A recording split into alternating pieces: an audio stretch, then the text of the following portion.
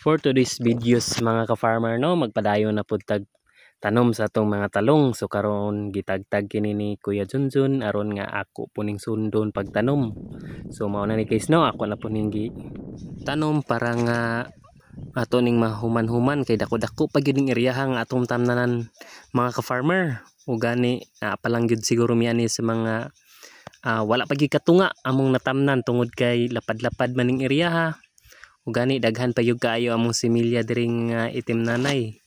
Ug pasalamat lang pud mi kay wala magdungan ni among mga similya og dagko.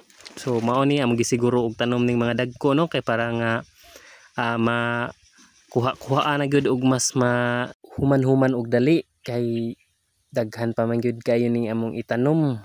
Manay paspasan nato mga ka-farmer.